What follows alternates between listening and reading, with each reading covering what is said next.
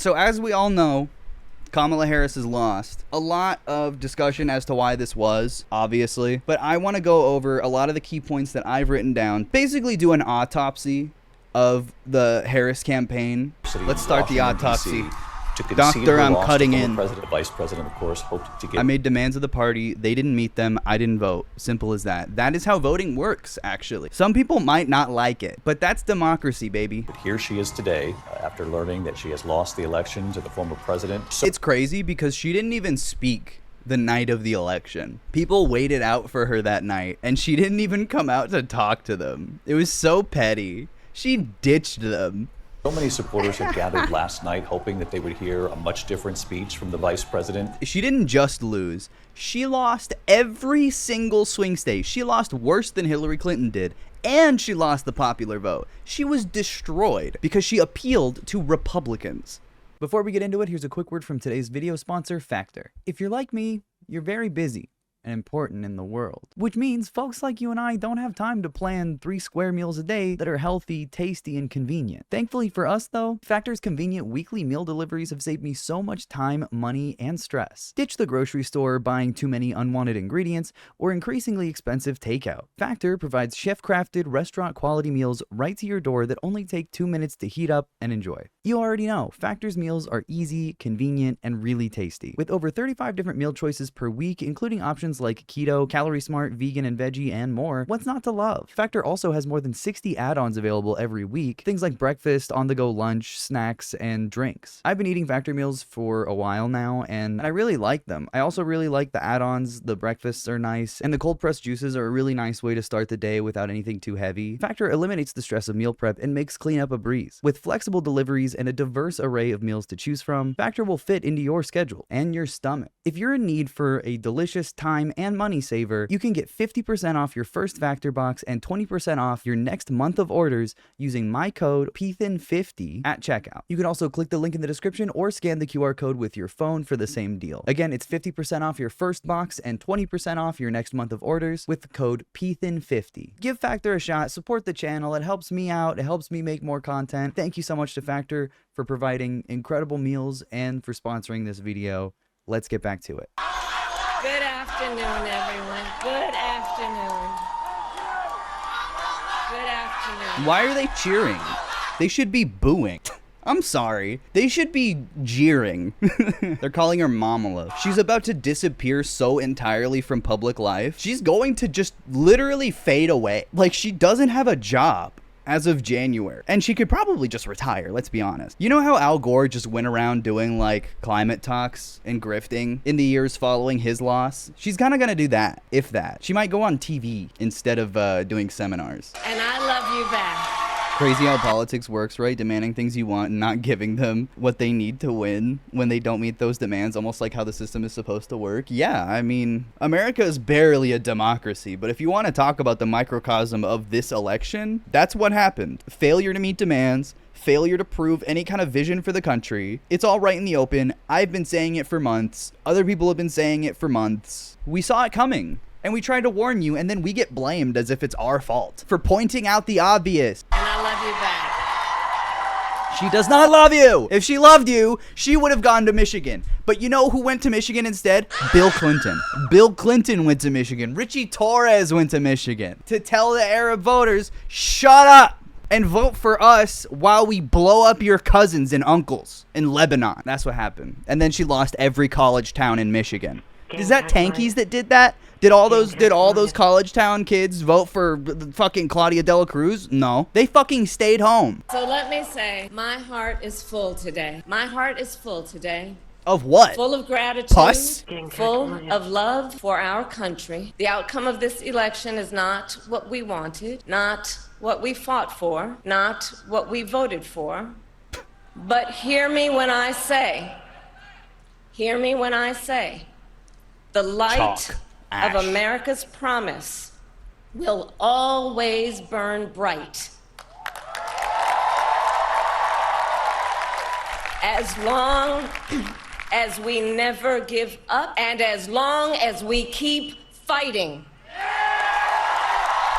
It's so funny that she said this because she's just not gonna have any power for the rest of her life. She will never approach power for as long as she lives. Her remaining 25 to 30 years on this earth, maximum, will be spent socializing with the elite. Much like Barack Obama. That's exactly what's going to happen. Going on television. To my beloved Doug and our family, I love you so very much. The feeling that Democrats feel now, I want to make very clear, is probably like 1/16 of the pain, the fear, the anguish that progressives, leftists, and marginalized people felt after the DNC. When we fully realized, when it was fully spelled out in front of anybody that could read, that Kamala Harris was not on our side, that is when we felt this. And that's why I feel nothing other than rage. To President Biden and Dr. Biden, thank you for your faith and support. Jill Biden voted for Trump. It's canon. That's my headcanon. Joe didn't vote. He said, I'm not voting for genocide. Whoever the president is, we need to have a talk with him. Somebody needs to get this president guy in check. To Governor Walz and the Walz family, I know your service to our nation will continue. Tim Walz owes the Palestinian and Arab American community a genuine apology for what he said on the debate stage with J.D. Vance when he said the expansion of Israel is necessary to the security of the United States. That is such an unacceptably demonic, warmongering, insensitive, genocidal statement that I will never trust him again. Ever. Expansion? He apologized for this fucking bizarre, fake, manufactured, stolen valor controversy the media drug up from the bowels of Greg Gutfeld's asshole. He should apologize for when he actually made a serious miscalculation in his language, in a genocidal sense. She dragged him down with her. I had such high hopes for him. Yeah, and that VP debate was just another moment watching the Democratic Party turn its back on victory. We saw it, and we told you. Being trans in Florida is like, I'm fine, we're fine, everything is fine, while sweating bullets. You know, the advantage, at least, is that as much as conservatives like to say we can always tell, they can never tell. I realized this the other day. They can never tell. You know, Elon Musk was hanging out with Caitlyn Jenner while saying that the woke mind virus killed his trans child. Maybe he just doesn't know. To the volunteers who gave so much of themselves. Do you think he misgendered her? No, I think he doesn't know. I think he can't tell. Look, I am so proud of the race we ran and the way we ran it. And she didn't acknowledge that her loss was her failure, just gave another meaningless speech. Yeah, this is just another Kamala Harris speech. Hopefully the last one we ever have to endure. Over the 107 days of this campaign, we have been intentional about building community and building coalitions. Bringing people. If that was true, she wouldn't have lost. What coalitions? She lost basically everyone. What coalition? Where? Rich white women? Trump still pretty much dominated white women. I guess women of color. That's the only demographic. And even still, that was such a low turnout that she still lost. The elusive median voter. That's the coalition she built. The Liz Cheney vote. That's the 5% of Republicans that like Liz Cheney. She got every single one of them. Great job. More women of color voted for Joe Biden. Well, great. There you go. United by love of country, with enthusiasm and joy in our fight for America's future. Remember how they said they were going to make Election Day a national holiday, and then they didn't? I think turnout probably would have gone up at least a little bit if they did that, but they didn't. And we did it with the knowledge. Joe got more votes by telling people you're not black if you don't vote for him. That's so sick, dude. Yeah, I guess that worked. You can't blame leftists for that. You just can't. I get it. But we must accept the results of this election. Earlier today, I spoke with President-elect Trump and congratulated him on his victory. Remember when people kept saying lock him up, you know, for the crimes he's done and has been convicted for? And she was like, now. Please don't say that. There's so many pitfalls that she just tumbled into head first. We will help him and his team with their transition. My optics. And that we will engage in a peaceful transfer of power. You know what this reminds me of? The Democrats are literally so cucked. They're flexing. We're gonna do a peaceful transition of power. We're gonna show you how it's done, Republicans. How you give up power to the other party. You think they're gonna do it peacefully when Trump has been dead for 2 years and JD Vance is Supreme Chancellor? Then they'll look back at this moment and be like, what did Kamala Harris do? A fundamental principle of American democracy is that when we lose an election, we accept the result. That principle. There are a lot of liberals that are like genuinely trying to overturn the results. Even John Fetterman's like, we're gonna count every vote in Pennsylvania. It's like, dude, shut up. It was lost on election night because the margins were so severe. There's no like coping with this. This was too big to rig. And that's the thing that I also find very funny. Trump genuinely had an entire backup plan to steal the election, and he didn't even need it. He was immediately like, people are here saying there's lots of stealing going on in Philadelphia, and then when he won, he was like, never mind, looks good. He was gonna steal it, and I was warning you guys that he would. And what was the backup plan for him stealing it too? What if Kamala had actually won on election night and he still stole it? What, is it Tanky's fault then too? Much as any other. Yeah, never mind. He literally said never mind. Democracy from monarchy or tyranny. And anyone who seeks the public trust must honor it. Yeah, he was live tweeting like police are being deployed in precincts and then was like, never mind. We owe loyalty not to a president or a party, but to the Constitution of the United States. That Trump said he would terminate. And what are you doing about that? And loyalty to our conscience and to our God. This is her fault. My allegiance. This is her fault. This is Joe Biden's fault. This is Benjamin Netanyahu's fault. This is Barack Obama's fault. This is Hillary Clinton's fault. Like, this is a Democratic Party failure in every possible sense of the word. And a failure that extends far beyond just this election. A failure that began with Obama failing to pick a proper successor. He picked Hillary Clinton. He wanted her to run after him. And this is the reality we live in because of that decision. 6 Shades? Yeah, it's all peace and love now. I'm happy. I'm happy, and I'm happy streamer. Is why I am here to say, while I concede this election, I do not concede the fight that fueled this campaign. What's really funny is that she says, I do not concede this fight. And then she's gonna never work in politics again.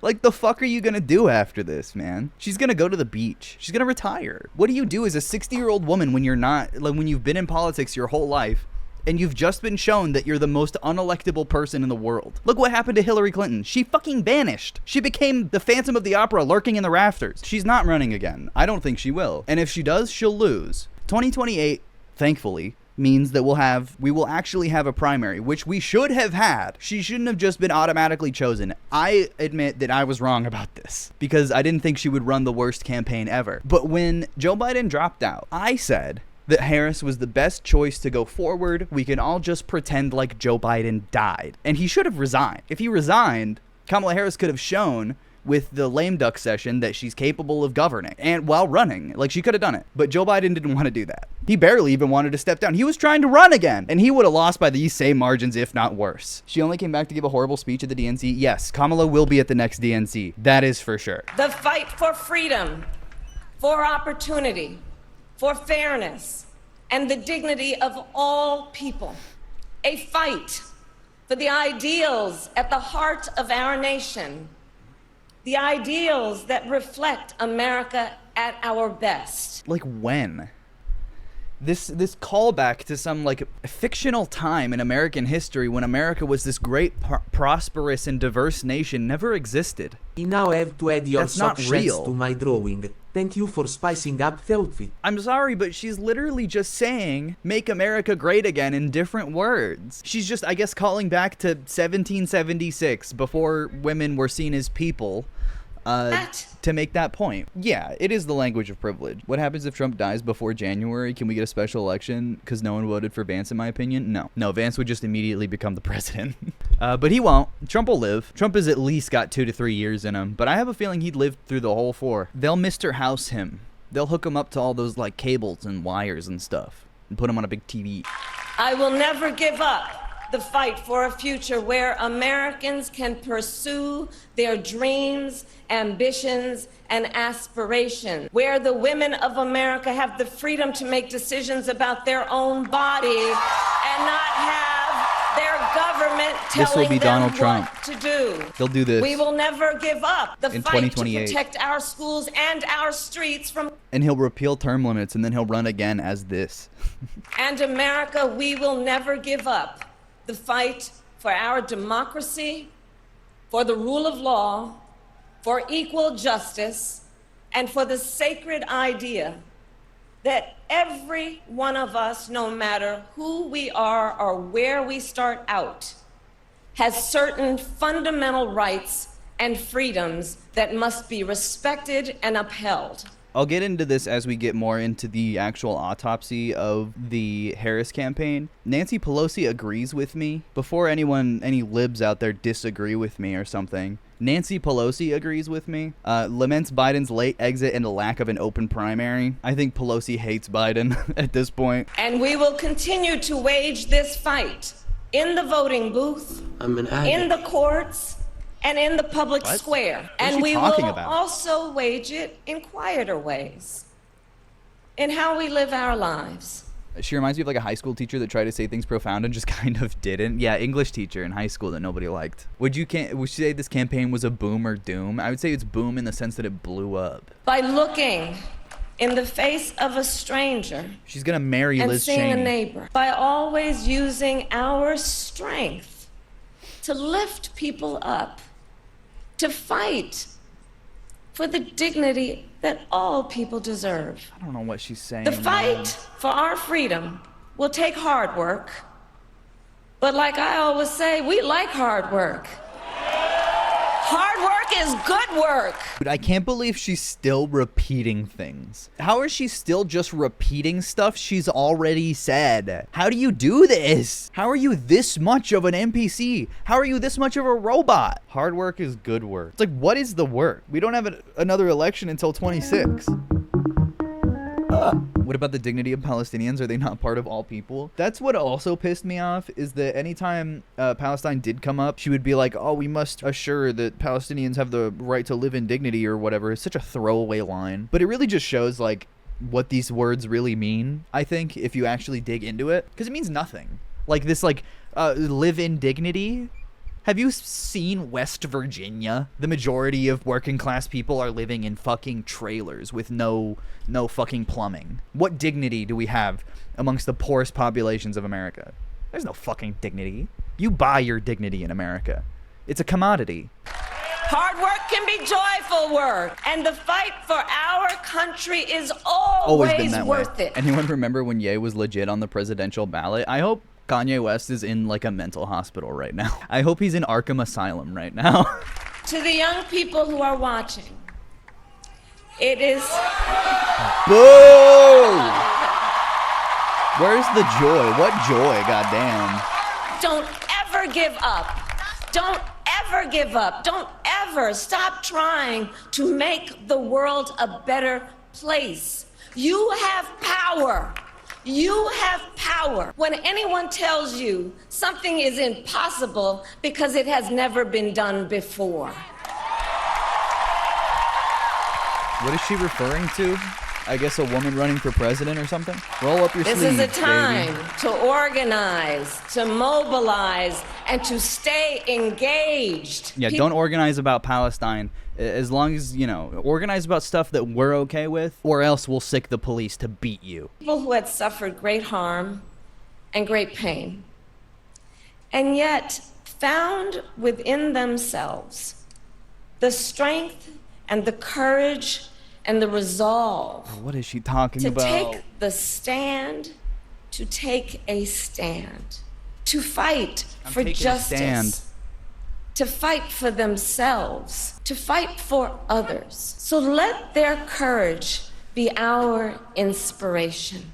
Only when it is dark enough can you see the stars.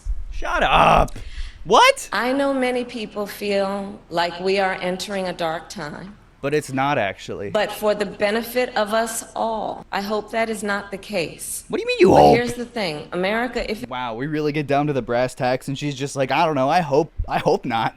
Let's go. let us fill the sky with the light of a brilliant, brilliant billion of stars. Whoa, what is she saying? The light. Dude, even the crowd is confused. Maybe get a billion votes first. I'm sorry. Light of optimism, of faith, of truth, and service. She raised $1 billion and still lost. Yeah, and still in debt like 2 million. 20 million. Am I high or is she? I think she might be. She might have Kanye's dentist. May that work guide us, even in the face of setbacks, toward the extraordinary promise of the United States of America. I thank you all. May God bless you, and may God bless the United States of America. I thank you all. Vice President There it is, Kamala chap. The last time you'll ever see her. Harris at Wave Howard goodbye. University, likely the most difficult speech of her career. Bye, Kamala. Saying my heart is full of You gratitude, fucking full of sucked love ass for and our you let us country, all full of down. resolve. Thanks. She said the outcome of the Fuck we fought off for. forever. Get into John Fetterman's cave that he does all of his Zoom calls from. You guys ever see that? The Fetterman cave? Now I'm just looking at pictures of this weird guy. What is this image? Is this real? Is this AI? I'm having a hard time with this. He does all of his Zoom calls from this fucking cave. This is where Kamala Harris is going for the next, I guess, forever. Into the cave. There's a lot of pictures of him in this cave. He's always in the cave. That's just where he lives. Oh my god, it's even smaller. Okay, so let's get into the overall reaction from Democrats on this, starting with Joe Biden, who is weirdly chipper, if you notice. Joe Biden's kind of in a good mood. I think Joe Biden's feeling vindicated for wanting to run a second term, even though he would have lost even harder. Thank you. Good to see this cabinet and staff together here. He's so happy. Look at him. Thank you. He voted for Donald Thank you. Trump. Good to see you all. Particularly good to see my granddaughter sitting in the front. For over 200 years, America has carried on the greatest experiment in self-government in the history of the world. He looks like a cryptid. That's Yeah, not he's got his eyes hyperbole, closed. That's a fact. He's sleepy. People vote and choose their own leaders, and they do it peacefully. And we're in a democracy. The will of the people always prevails. Yesterday, I spoke with President-elect Trump to congratulate him on his victory. And I assured him, my entire administration, to work with his team to ensure a peaceful and orderly transition. Yesterday, I also spoke with Vice President Harris. She ran an inspiring campaign, and everyone got to see something that I learned early on to respect so much, her character. She has a backbone like a ramrod. She has great character. She gave her Backbone whole like a heart ramrod. effort. And she and her entire team She actually has the opposite of a backbone. She has the backbone of a should be jellyfish. proud of the campaign they ran. You know, the struggle for the soul of America since our very founding has always been an ongoing debate.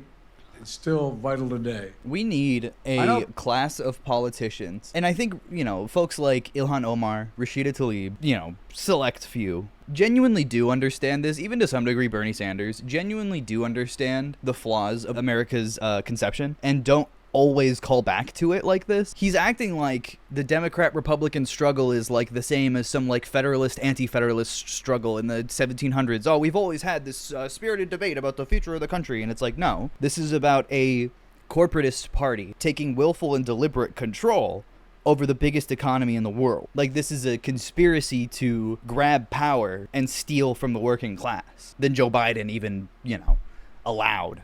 Well, for some people, it's a time for victory, to state the obvious. For others, it's a time of loss. Campaigns are contests. For some people, it's a time of victory, and for others, it's a time of loss. Really huge statement from Joe Biden, actually. This reminds me of Andrew Yang's take. If you give people two choices, they will choose one of them. It's true. And you can't argue with that. Jump scare. competing vision. Country chooses one or the other. We accept It's true. the choice. You give country people made. two choices, they I've choose. said many times. One. You can't love your country only when you win. My coalition has never won in this country. And I also hate it. The last time my coalition won in this country, I believe, was 1945. The last time FDR was elected, moments before he fucking passed away after being king of America for like 18 years or some shit. Something that I hope we can do, no matter who you voted for, is see each other not as adversaries, but as fellow Americans. Bring down the temperature. I also hope we that's can what they're lay to gonna rest do. the question about the integrity of the American electoral system. It is honest, it is fair, and it is transparent, It is fair. and it can be trusted, That's right. win or lose. Yeah, Republicans believe in democracy now. I don't know if you guys have seen any of those takes online, but Republicans are like, they're like, we did it. Democracy is real, actually. You vote and it actually works.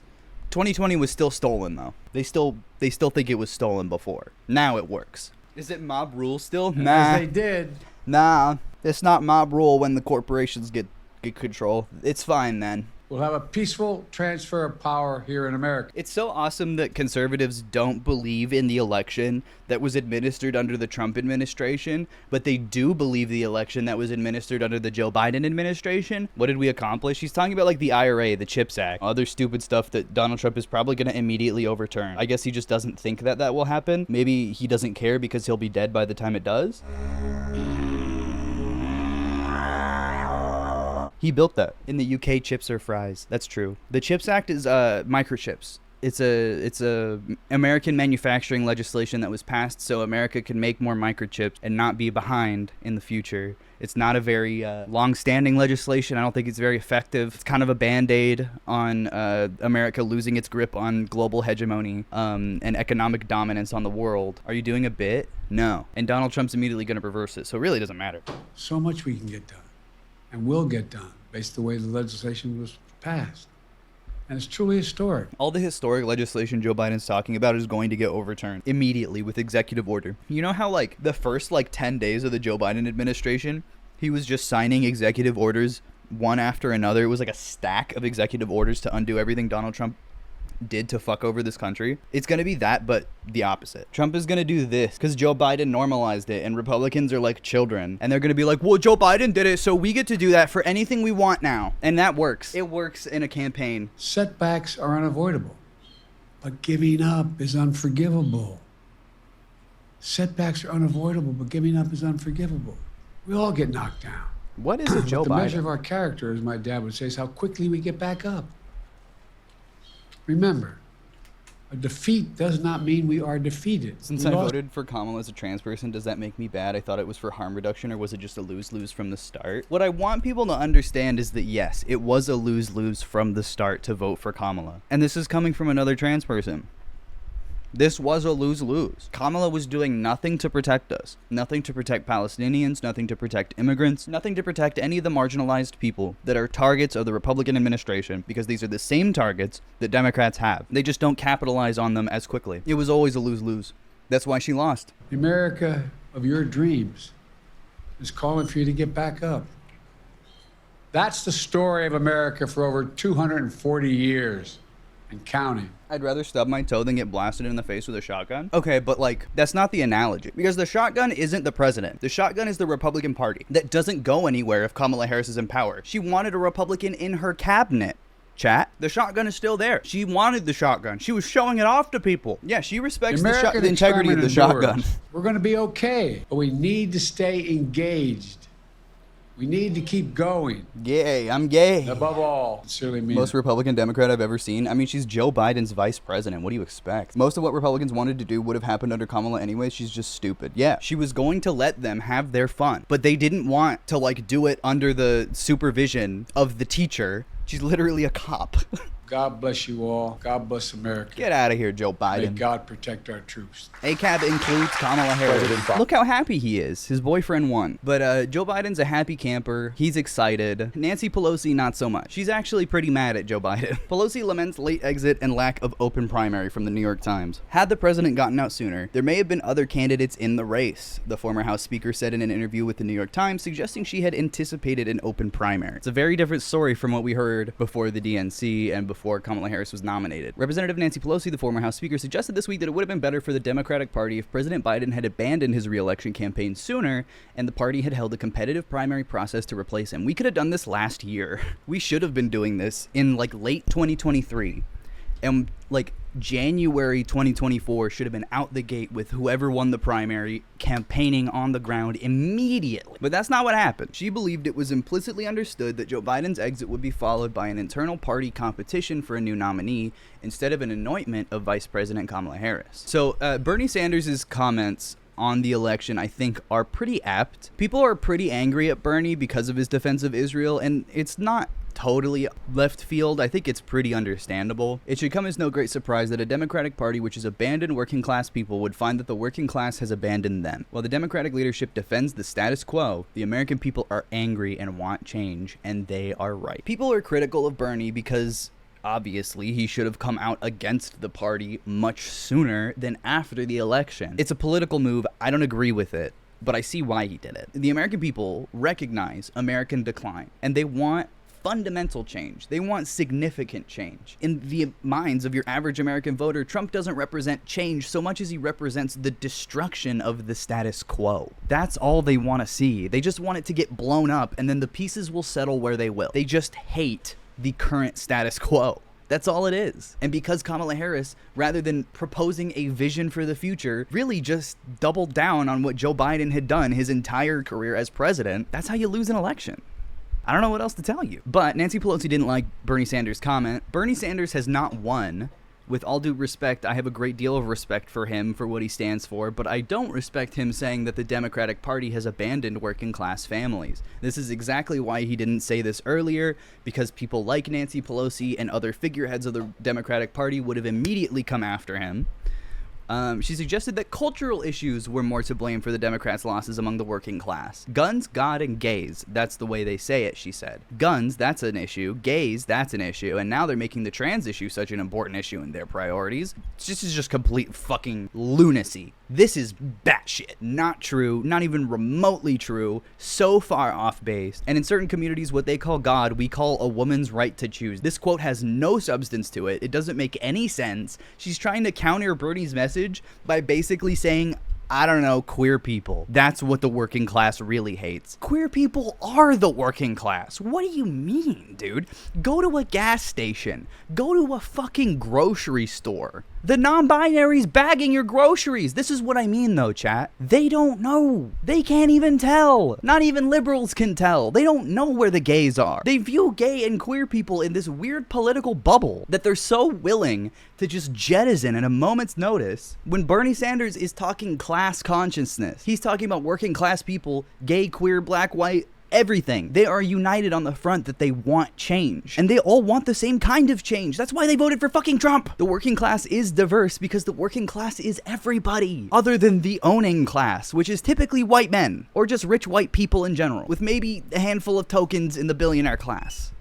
That's it. She thinks turning your back on working people means you hate them, but it really means you care more about your donors. Yeah, and she can't address that because she doesn't want to talk about her donors. And remember, look, God, this is going to make me so sad. This is what America looked like during the 2020 primary. I need you to understand, chat. Everything in blue, and I mean everything in blue is Bernie Sanders donations. Small individual donations to his campaign in the primary.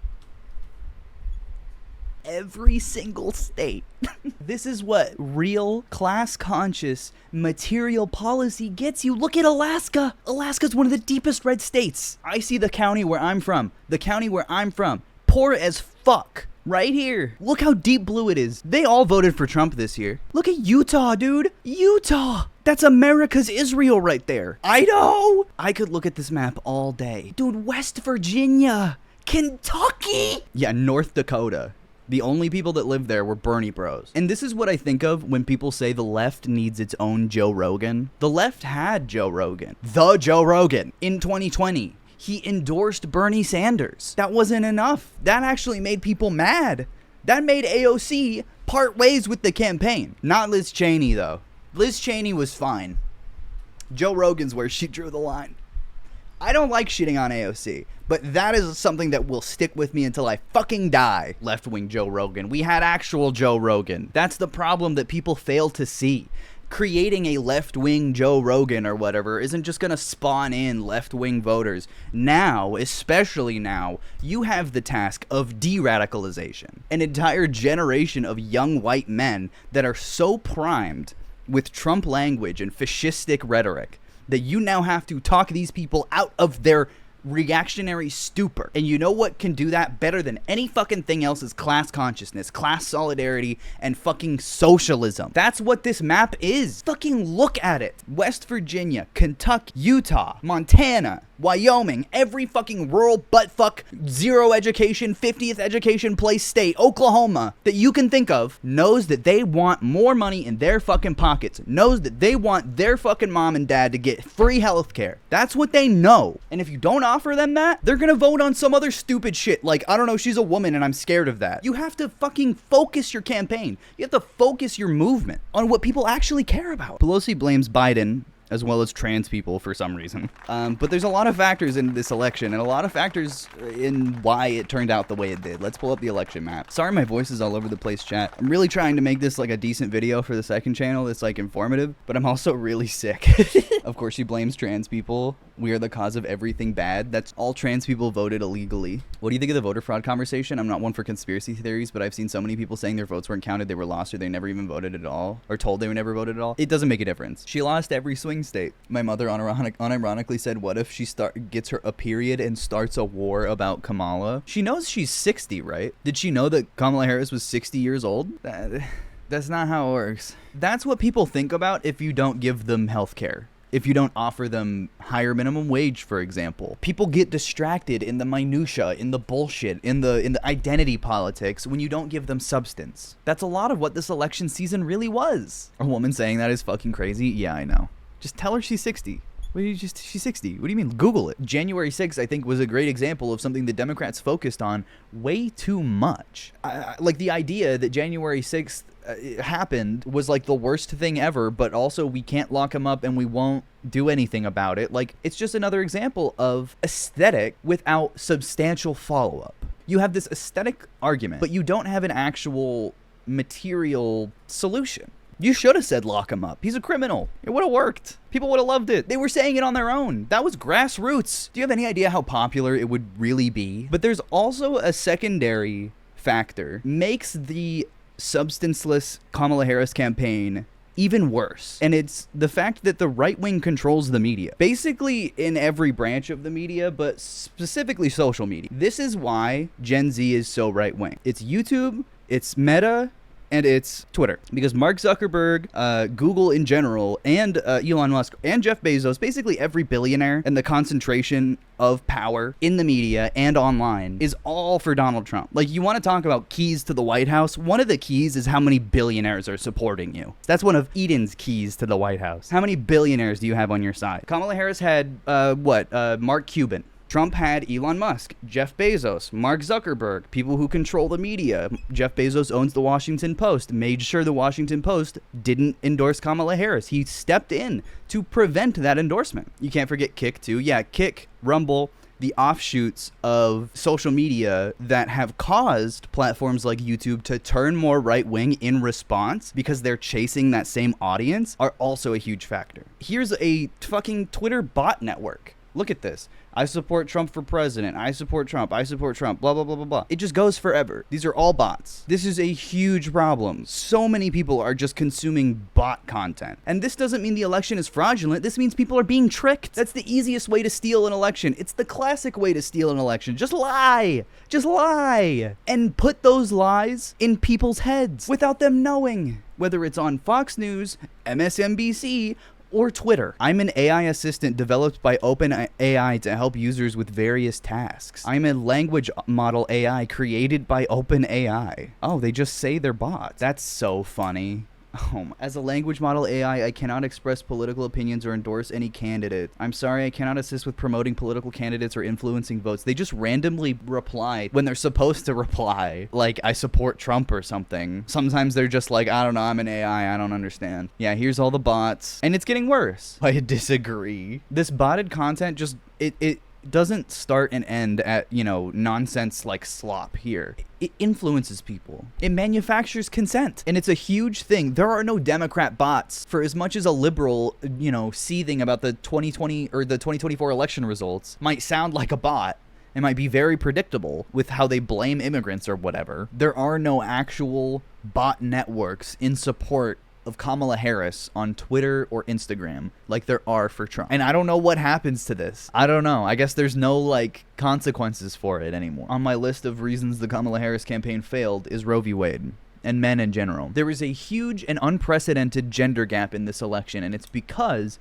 the Kamala Harris campaign tailored a lot of their messaging around Roe v. Wade, not, you know, solving it, but like fundraising around it. The same way they did in 2022, when Roe v. Wade was overturned and Democrats just kept texting people asking for money. That's basically what the Kamala Harris campaign did the entire time. And she said, I will wait for Congress to pass a bill, and then I'll sign it with a big smile in my face to enshrine abortion rights into law, and it'll be epic and everyone will be happy. Ignoring the fact that Congress was probably going to turn red regardless of where the presidency went because of the lack of red wave in 2022. The 2022 red puddle, like I said, had an edging effect on conservatives. They were disenfranchised. They were angry that they didn't have their, you know, insane voices represented for the last 4 years since Joe Biden won. They felt like they had an election stolen from them, and they couldn't even get a midterm turnout to, you know, feel some retribution. So they edged all the way until now. You said Gen Z is very right-wing. Do you mean men specifically? Because I feel like Gen Z women are pretty left. I could be wrong.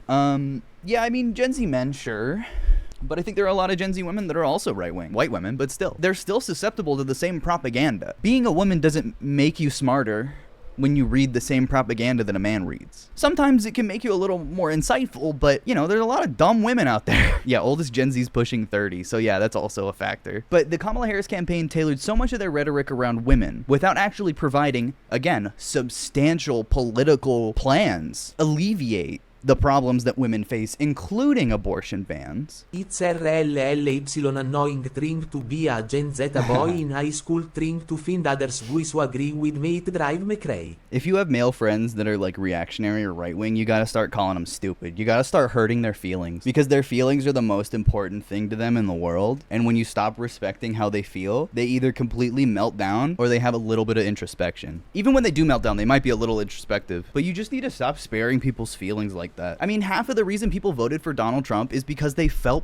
bad for him because the media was so mean to him. It was the first thing they talked about on Joe Rogan. The media calls you racist. How does that make you feel? That's really hard for you, isn't it? When all you want to do is deport 25 million people and you're called racist. That's crazy. That must really hurt your feelings. How did it feel to be shot? Did that hurt your feelings? Even though it was by someone who voted for you? Forgot to mention all that, but we still don't know why he was shot the first time, by the way. So much of the campaign tried to capture women's interests by basically giving them no other choice, and they failed to capture any of men's interests, which lied predominantly in the economy, when they could have absolutely done both and provided substantial policy for both. For as much as the tariffs that Trump will impose will hurt everyone in America, it was a policy. It was substance. It was something people could look at and be like, that'll fix it, right? Kamala had nothing like that for the economy. Nothing like that for abortion, and nothing like that for gay rights. The fuck were we voting for her for? There's the factor of liberal overconfidence as well, going into the election, that people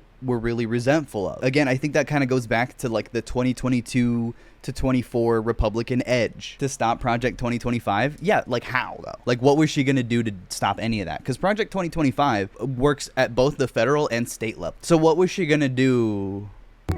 If it wasn't Project 2025, it would have been Project 2029. No, they would have just kept going. They would have just done it anyway, and Kamala Harris had no plan to stop them, had no plan to undo what they wanted to do or undo what they had already done. Sometimes I give my Ben Shapiro stan older brother a look of disgust when he talks about politics, and he backpedals real quick. They can't handle confrontation IRL unless they're like crazy. I mean, if your brother has like Ben Shapiro takes, there's a lot you can call him out on. He probably doesn't know anything about anything. Like, Ben Shapiro is a liar and a fool and a trickster. And if you believe the things that he says, you are filling in gaps of knowledge that you don't have with propaganda. One of the most prominent issues that is the reason that Kamala Harris lost states like Michigan, Pennsylvania at the margins that she did, even California, was Gaza. 100%. Gaza, and the way the campaign responded to it, is a microcosm of everything else wrong with Kamala Harris's campaign. No plan, no acknowledgement of reality, no substance, all aesthetic. She said she was working around the clock. That was a lie. She repeated that lie in front of our faces every time she was asked. And when she was interrupted, she said, "I'm speaking," over voices that are silenced with fucking bombs. There's no way she would have won on that policy. But she copy and pasted the same methodology for that policy and the same strategy of communicating that policy for every single issue for the election. The same strategy. Meanwhile, AOC outperformed Kamala Harris. Rashida Tlaib, the only Palestinian member of Congress, outperformed Kamala Harris. Got more of a margin than she did, meaning that people either voted for Rashida Tlaib and didn't vote for president, or voted for Rashida Tlaib and voted for Trump. Do you understand the level of incompetence your campaign has to have for that to happen? Being anti-genocide demonstrably was not the problem. If it was, Rashida Tlaib would have lost. AOC would have lost. That is not the problem. Do not say that this is leftists' fault, that this is pro-Palestinian protesters' fault. There would be data to support that, and there is none. Do not let them lie to you. That is the biggest reason she lost this election, because she could not square that circle. She could not look at you and say, "I'll take care of your kids," while bombing kids across the fucking world. What happened to the donations she got? Do we get it back? Hell no. Florida would have passed legal weed and overturned their 6-week abortion ban, if not for their 60% voter turnout requirement or whatever.